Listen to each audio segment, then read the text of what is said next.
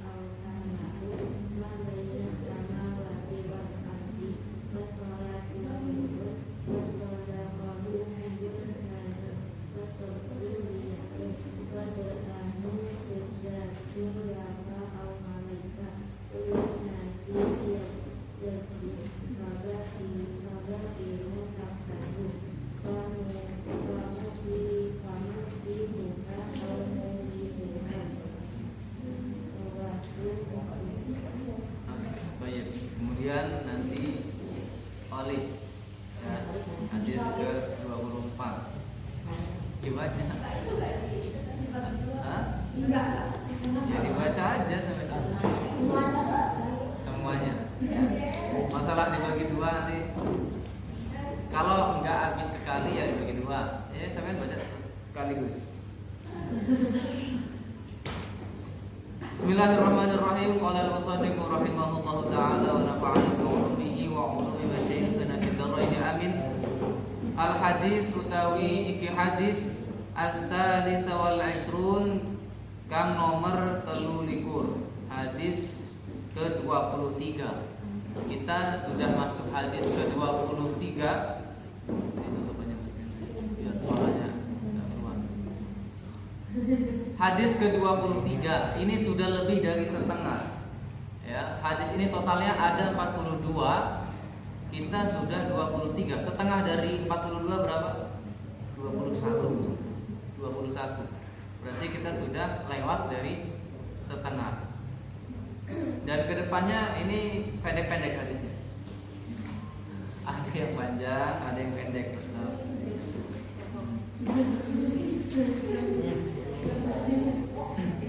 Oke, kita lanjut. Hadis ke-23, kullu khairin shadaqatun. Saben-saben kebaikan iku shadaqatun sedekah. Utawi saben-saben kebaikan iku shadaqatun sedekah. Kebaikan, semua kebaikan adalah sedekah. An Abi Malikin, saking Abi Malik, rupane Al-Haris bin Asimin, rupane Haris bin Asim Al-Asy'ari kang bangsa Asy'ari radhiyallahu anhu qala dawuh sapa Al-Haris bin Asim. Jadi Abi Malik atau Haris, ya Al-Haris ini juga merupakan sahabat Rasulullah sallallahu alaihi wasallam. Beliau dilakopkan kepada Al-Asy'ari. Asy'ari ini satu kabilah, satu kawasan yang berada di negara Yaman.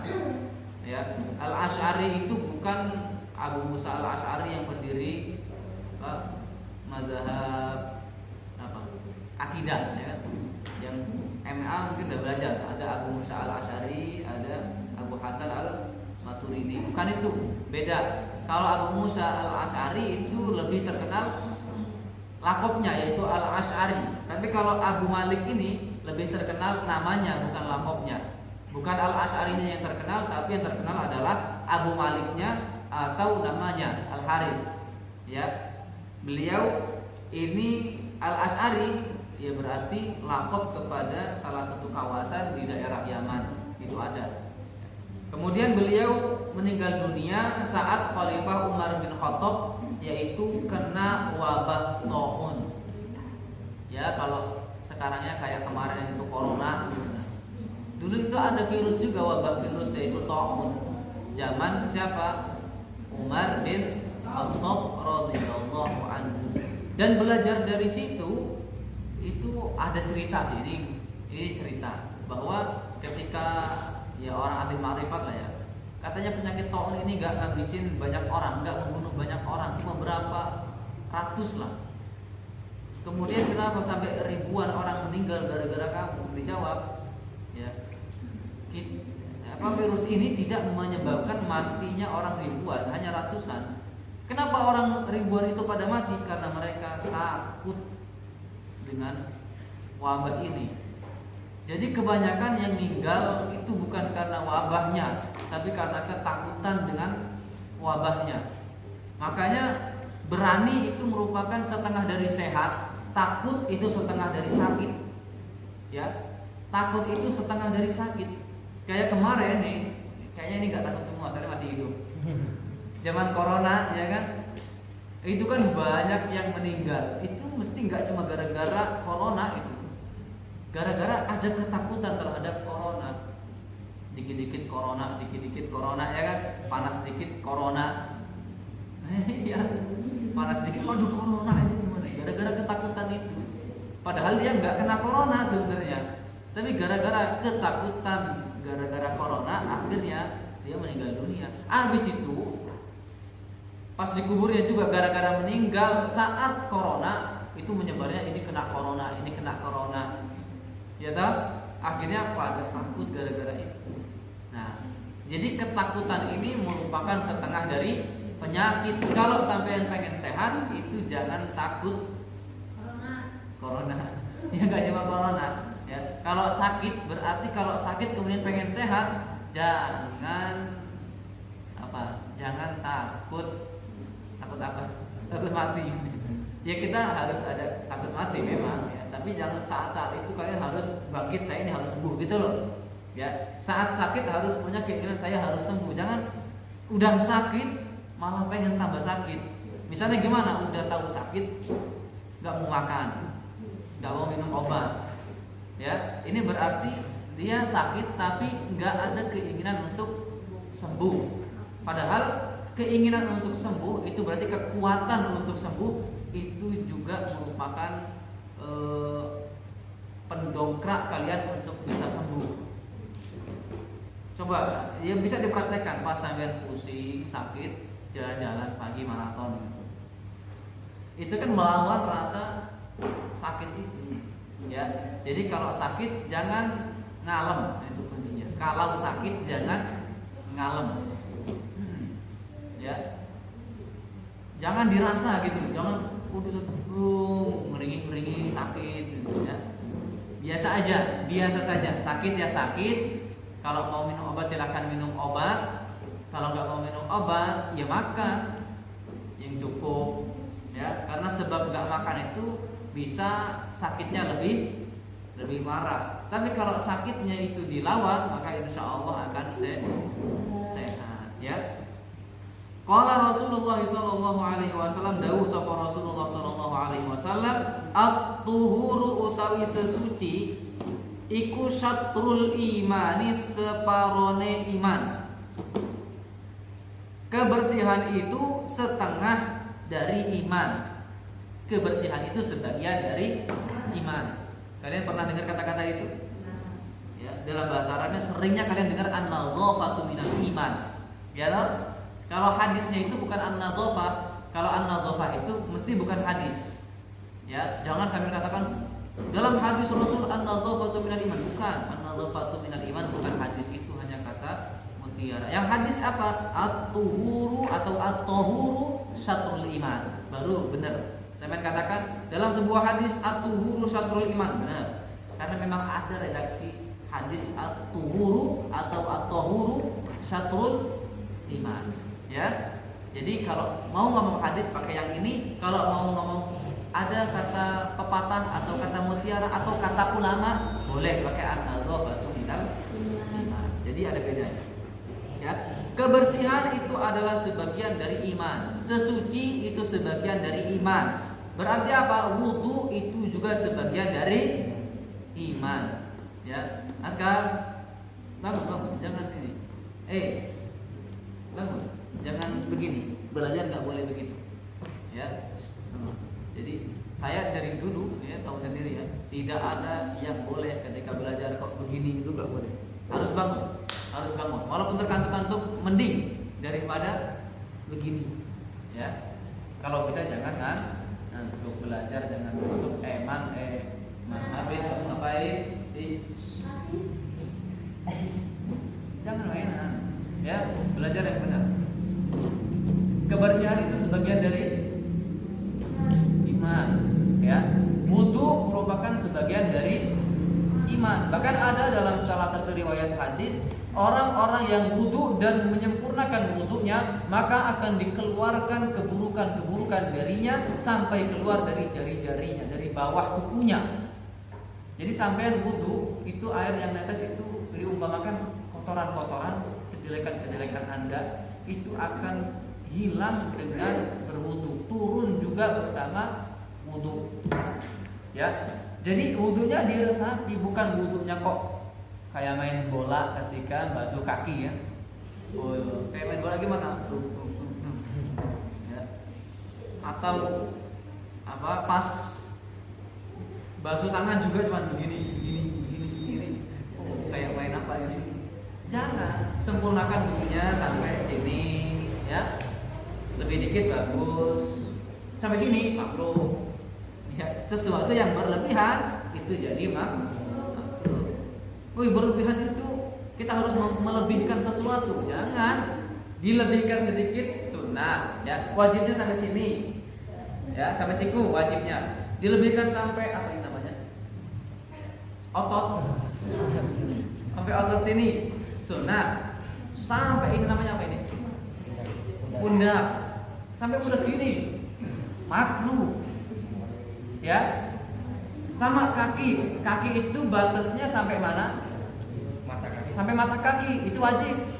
Sampai betis sunnah. Sampai paha makruh. Wudu sampai paha makruh.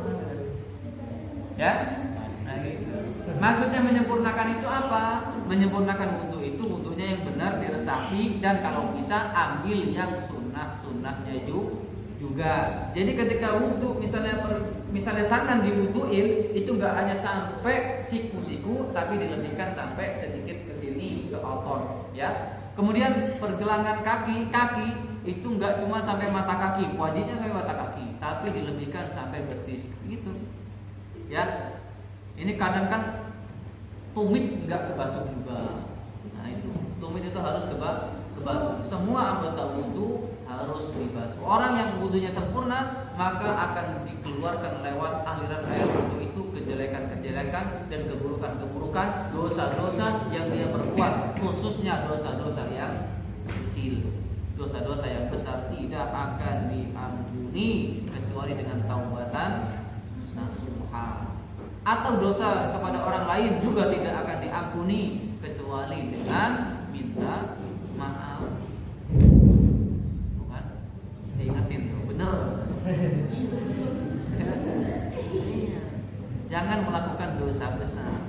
Ya, kalau dosa-dosa kecil itu apa? Contohnya dosa-dosa kecil.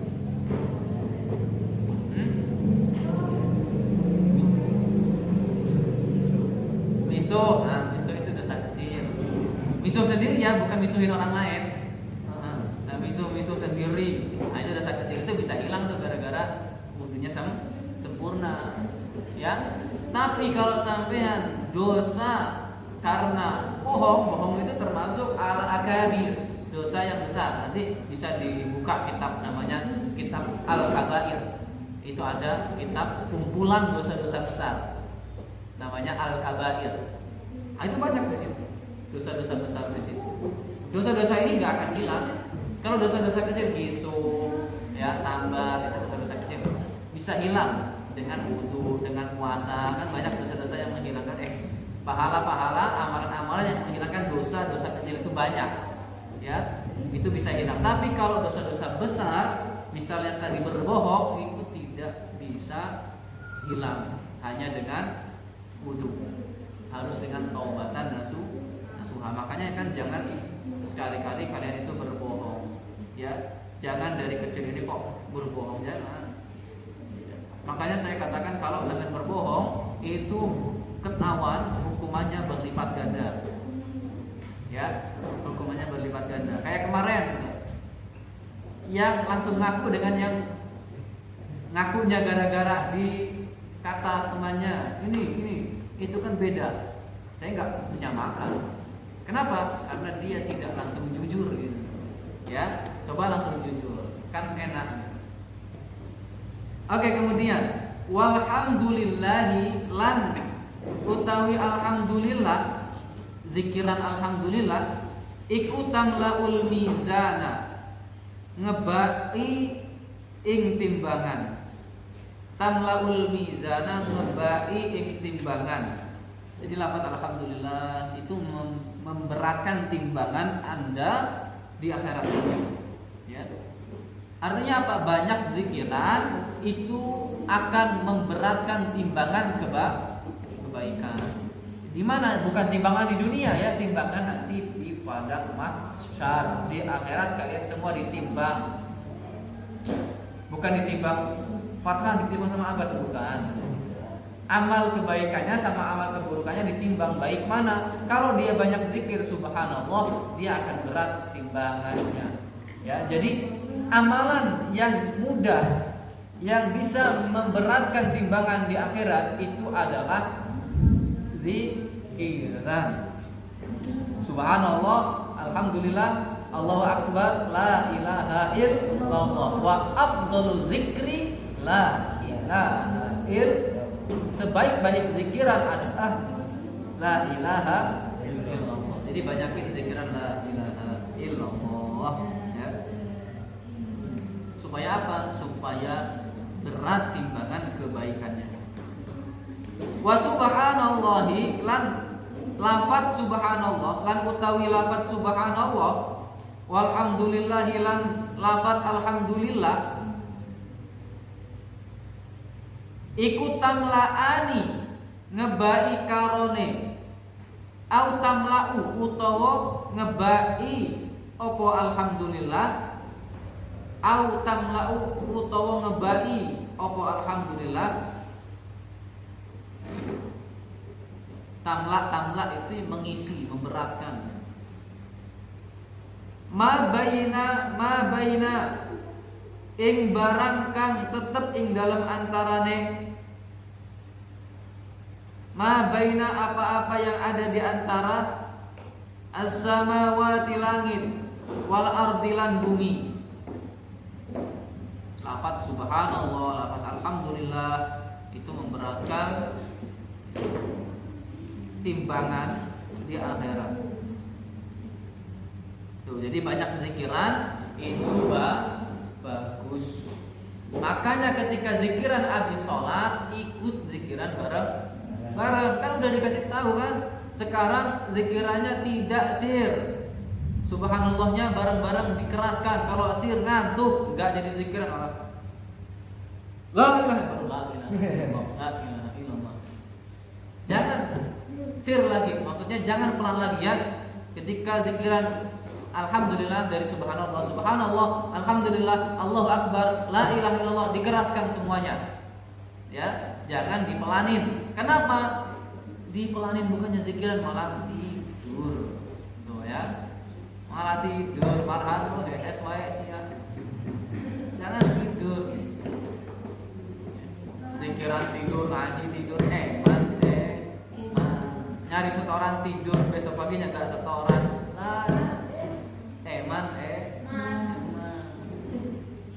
Ya, difikirkan secara logika. Orang tua kalian ngasih duit tapi kalian nggak sungguh-sungguh, itu keterlaluan. Terlalu. Kata Bang Roma, terlalu. Ya.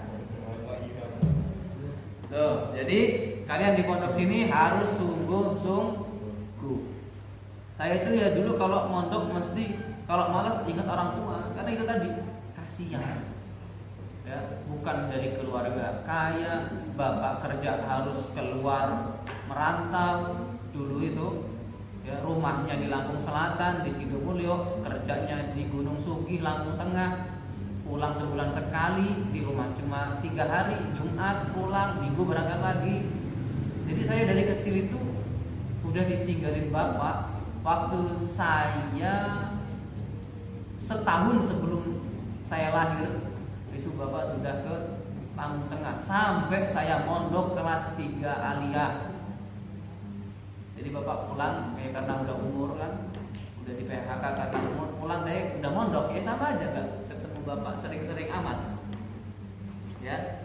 Tapi ya luar biasa didikannya. Dari ibu didikannya yang luar biasa, dari bapak juga kalau pulang ya didikannya luar biasa. Termasuk orang yang tegas. Kalau ibu itu lembut, nggak tegaan. Tapi kalau bapak, oh ya salah banting aja. Ya, lelet aja bu. Bisa kerja nggak sih? Lelet. Agak nyantai, ya, keras, tapi ya itu didikan militer, didikan yang baik. Jadi jangan kemudian kalian menyia-nyiakan pemberian orang tua, apalagi orang tuanya dua-duanya masih ada, ya. Tuh, eman-eman. Kemudian wassalatu nurun, wassalatu nurun, lan utawi salat iku nurun cahaya. Wassalatu nurun, lan utawi salat iku cahaya. Salat itu cahaya. Jadi kalau orang yang rajin salat, baik salat wajib ataupun salat sunnah, mesti dia bercahaya, terang benderang, silau kalau ada dia, silau. Ya, bukan di dunia tapi di akhirat. Kalau di dunia sudah mentereng cahayanya, wah gaya. Ya, kayaknya banyak di sini yang bercahaya nantinya. Entah cahaya gelap atau cahaya terang. Ya, karena orang yang istiqomah sholat wajib ataupun sunnah, maka dia adalah orang yang bercahaya. Karena sholat adalah cahaya. Gitu. Ya. Jadi bukan kok orang sholat itu malah gelap, enggak. Walaupun dia hitam, bukan kok hitam itu, oh dia udah pernah sholat, bukan. Ya karena kulitnya.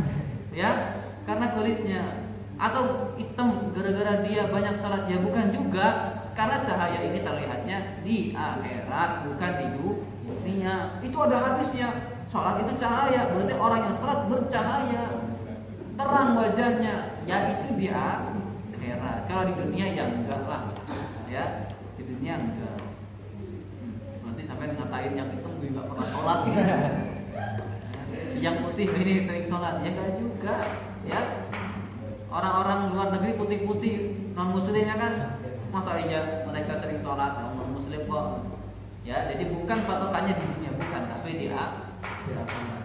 Was-shadaqatu burhanun, lan utawi sedekah, sedekah iku burhanun, dadi tanda,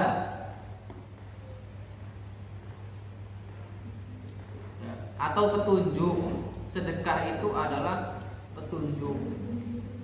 Jadi sedekah ini penting untuk menunjukkan kita kepada yang hal-hal yang benar.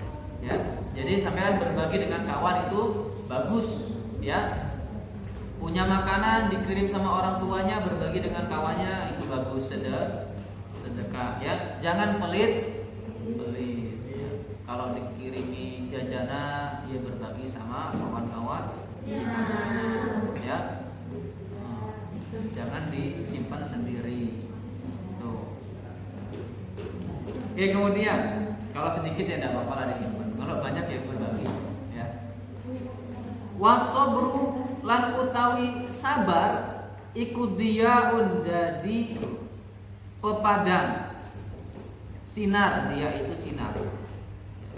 Sabar itu adalah sinar. Sinar menyinari hati kita. Jadi sabar itu sinar untuk menyinari menyinari hati kita. Bedanya sinar dengan cahaya itu apa?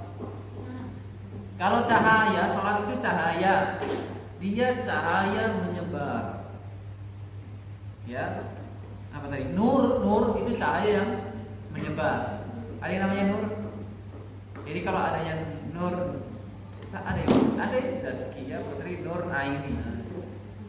Nur itu cahaya yang menyebar. Aini mataku, cahaya yang menyebar di mataku. Ya. Tuh, bedanya dengan dia, ada yang namanya dia. Kan bisa jadi dia, kan? Dia itu sinar, cahaya yang tidak menyebar, cahaya yang menyorot.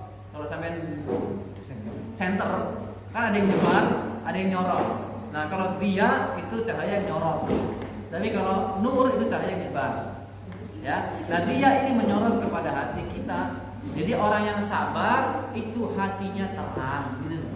Ya, hatinya terang, hatinya jembar. Itu orang-orang yang sabar. Wal Qur'anu lan utawi Al-Qur'an.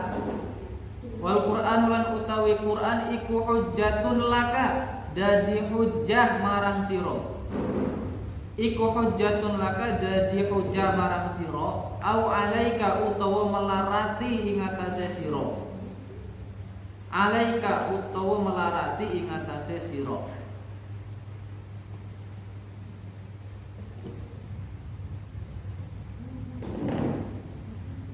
Jadi Quran itu adalah hujjah, ya, hujjah dalil atau dasar kehidupan kita, ya, yang menjadi pedoman hidup kita untuk menyelamatkan kehidupan di dunia maupun di akhirat.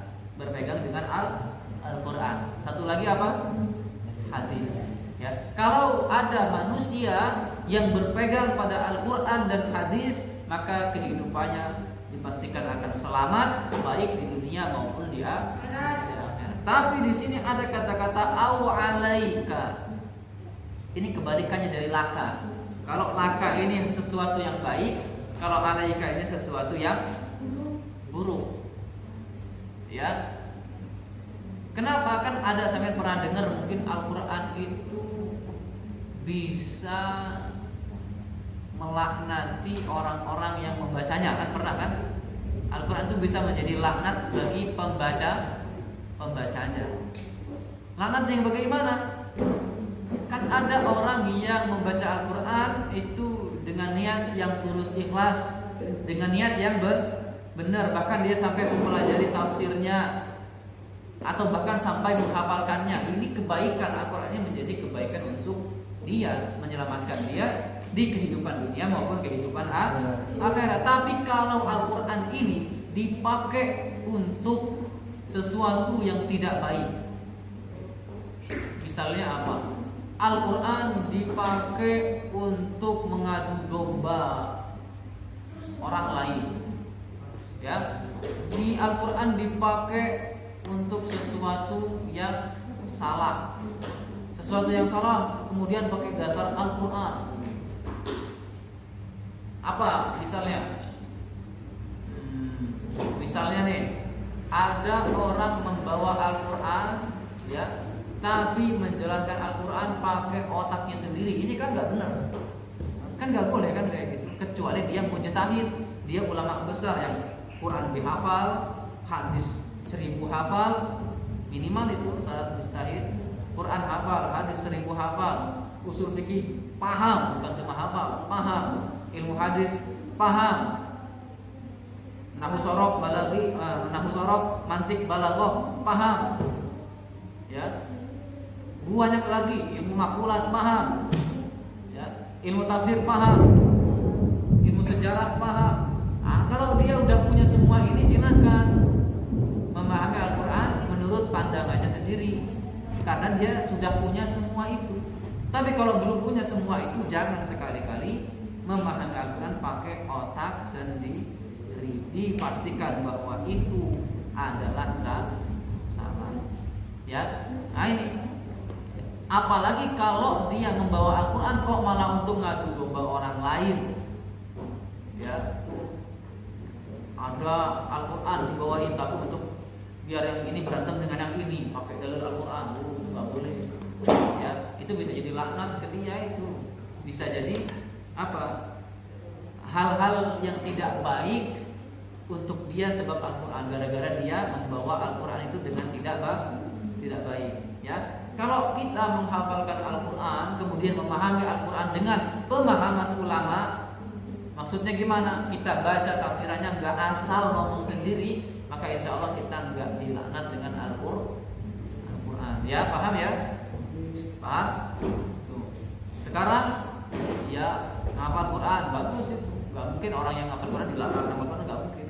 Ya, pahami tafsirannya, pelajari tafsirannya, nggak mungkin Al-Quran melaknat orang-orang yang memahami tafsirannya.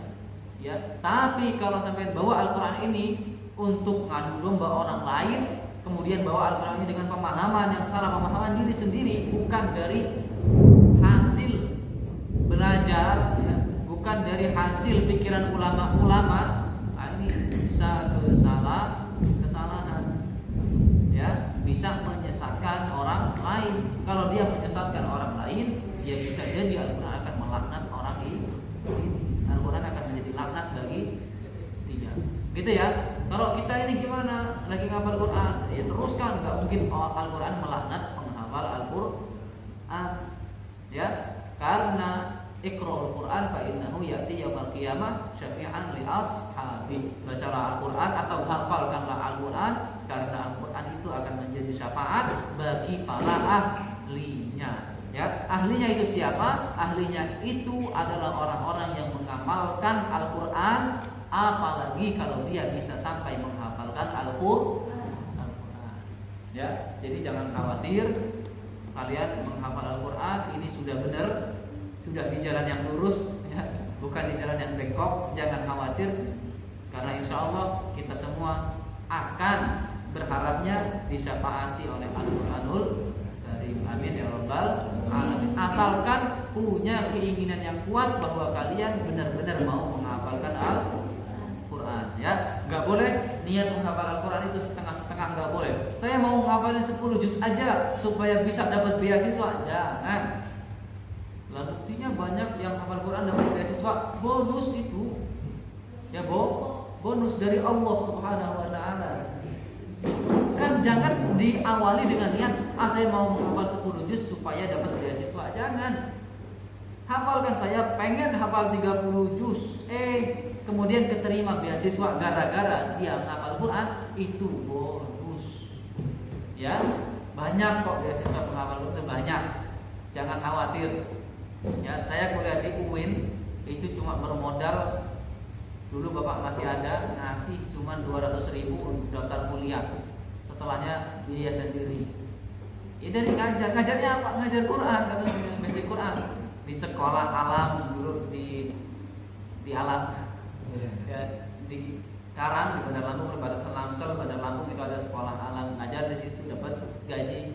Kemudian di asrama tahfiz ada juga. Ya, kalau nggak Quran ya tahfiz ngajarnya. Gaji itu dipakai bayar kuliah. Semester 2 dapat beasiswa dari Kemenak 3 juta setahun. Semester 3 akhir, awal semester 4 dapat beasiswa lagi dari Basnas Provinsi Lampung 1 juta per bulan. Udah enak gitu. Itu semua dari mana? Dari Quran. Karena Kemenak menerima beasiswa penghafal Quran minimal punya 5 juz hafalan, dia udah ngajuin lulus. Terus Basnas Provinsi Lampung mengadakan beasiswa lagi setiap bulan, nanti dikasih syaratnya 15 juz, ngajuin lagi lulus, dapat 2 beasiswa. Padahal jarang-jarang kampus itu nggak bolehin 2 beasiswa. Nah, ini dapat 2 beasiswa. Dari mana? Dari Al-Quran. Itu barokah, bonus itu bonus. Ya, karena ada informasi nyampe ke kita, dikasih tahu, terus kita ngajuin lulus, ya kan bonus kan?